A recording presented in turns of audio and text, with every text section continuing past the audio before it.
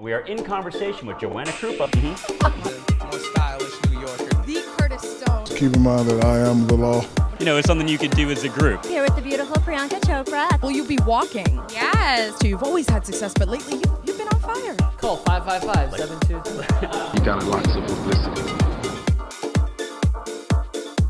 Hi, this is Ryan with Pblcty, and we are here with Spinderella. This is a treat, actually, for me, because I grew up just absolutely idolizing the threesome that you had with Salt-N-Pepa. Wait a minute now. What are you talking about?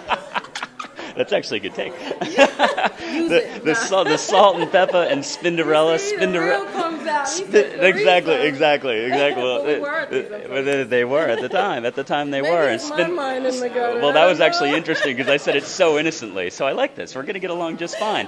Spin and I were chatting on how we initially met several years ago at ESPN 25, and now we're here at the McDonald's Flavor Battle. Tell us about your experience with the McDonald's Flavor Battle. Well, I'm kind of like a permanent fixture, it seems like. I won the first Flavor Battle. We had me, DJ Irie, and I think it was Michael Cox, the producer. Michael Cox is DJ producer. And it was based on fan votes at the time, and it was their first year, just jumping it off. But yeah, it was a great experience. What they did was they called me back the second time to do the judging. They turned it into like this big battle, which seems to be growing crazy. That's great. You're originally from Brooklyn, so do you have any East Coast bias to the representative from Newport News, Virginia, who's representing the East Coast here tonight? Well, first of all, East Coast, yes. But actually, no, I'm not going to be biased. The DJ world we're all a community of, we're kind of unified in that sense. But I'm really going for, just who's going to stand out, who's going to hold it down and rep the culture. Okay.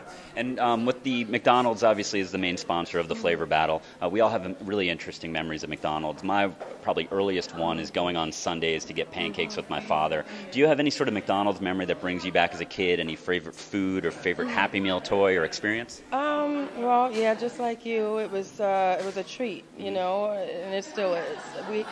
We used to, I think my godmother, I didn't really care to eat much, but when it was McDonald's, that's when I wanted to eat. So, yeah, that was like the treat. But my favorite would be the strawberry sundaes. I was waiting for someone to say Sunday. Yeah, the strawberry sundaes, of course, was my favorite. I mean, when you see those golden arches, it just takes you to that time when you first used to eat McDonald's. So. Right, and like the old school logo that I remember, and the signage and the play parks outside. And billion surge. Right. Remember how the ticker? What is it now? Like it was billions even back then, but what is it now? It would be like the debt clock in Times Square. The just universe climbing. has been served by now. Yeah. Exactly. Every alien we've served. Great memories. Now, some interesting things. Obviously, Salt-N-Pepa and the experience there. We also have some acts that are coming back more into the mainstream that are actually older than you. I feel personally that you guys had more of an influence on musical culture than TLC and then SWV. But recently, TLC's come out with Crazy Sexy Cool on VH1, and SWV's coming out with a new show on We. Yeah. What are your thoughts on that resurgence, and any plans maybe for Salt-N-Pepa? Well, I'm looking forward to seeing the SWV show.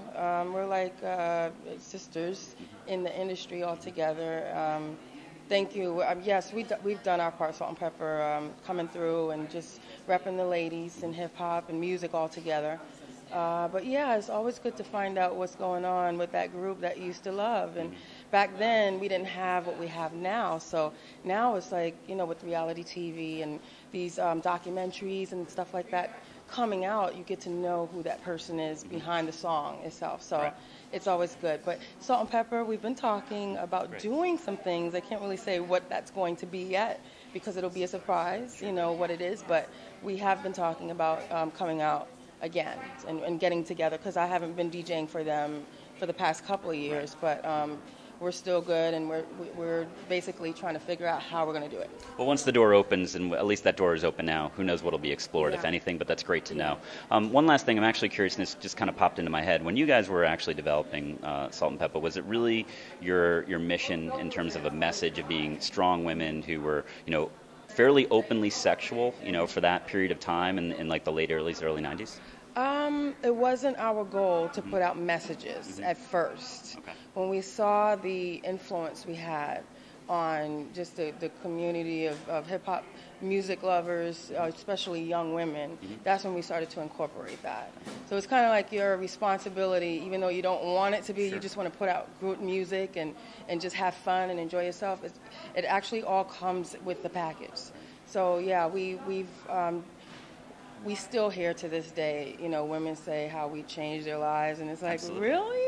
But it's a good look. A lot of our fans are still in touch with us via the social networks, and they tell us great things about that. Feels good to know. Well, Spinderella, pleasure to see you again. Thank you very much for your time, and best of luck tonight with the McDonald's Flavor Battle. Okay, thank you.